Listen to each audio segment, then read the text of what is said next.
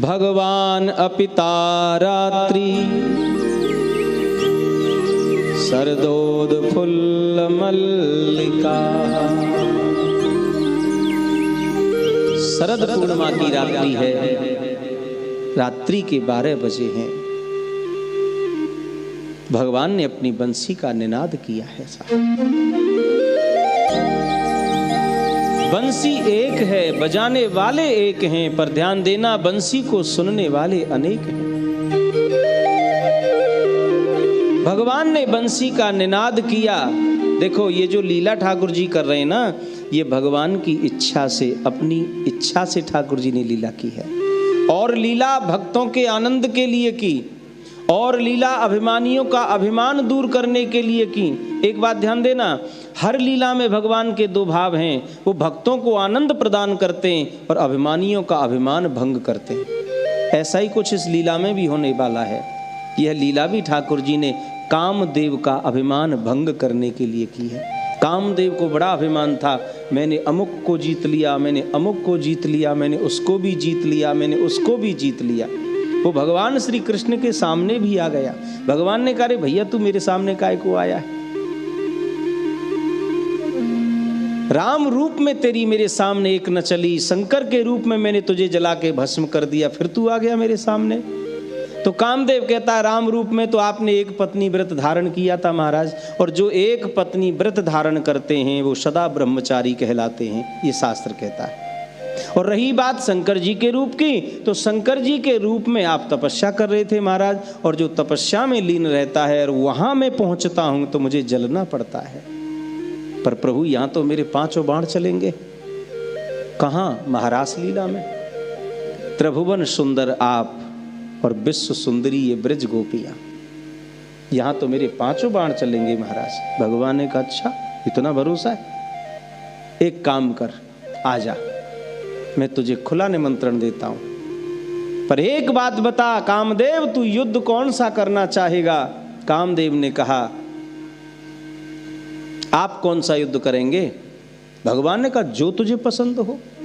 2 तरह का युद्ध है, एक किले का युद्ध और एक मैदान का युद्ध। किले का युद्ध उसे कहते हैं, एक अपनी पत्नी के साथ घर गृहस्थ में रहते हुए कोई गृहस्थ व्यक्ति अपनी कामनाओं पर विजय प्राप्त करे, ये किले का युद्ध है। और मैदान का युद्ध उसे कहते हैं, असंख्य सुंदर नारियों के मध्य में रहते हुए भी जो अपनी कामनाओं को विजय प्राप्त कर ले, वो मैदान का युद्ध है। ठाकुर जी ने कहा, तो बता इन दोनों में से कौन सा युद्ध करेगा, किले वाला कि मैदान वाला? कामदेव ने कहा, किले का युद्ध तो मैं रोज ही करता हूँ महाराज, आज तो मैदान में 2-2 हाथ हो जाएं आपसे। भगवान ने कहा, आजा, 2-2 नहीं, तू 4-4 कर भले आदमी, आजा। कामदेव आया। कामदेव को भगवान ने उस महाराज के प्रांगण में सजनों उल्टा लटका दिया। बाण चला चला के थक गया, लेकिन भगवान का बाल भी बांका न कर सका। भगवान की कोई भी लीला काम से संबंधित नहीं है। भगवान की हर लीला कामनाओं पर विजय प्राप्त करने वाली लीला है। इसलिए भगवान श्री कृष्ण को योगेश्वर कहा है। वो योगियों के ईश्वर हैं, योगियों के गुरु हैं। योगी जन तो उनसे दीक्षा लेते हैं। भगवान ने बंसी बजाई, गोपियों ने बंसी सुनी। अब जो गोपी जिस कार्य में थी वो दौड़ पड़ी, अपना काम काज छोड़ा और दौड़ पड़ी।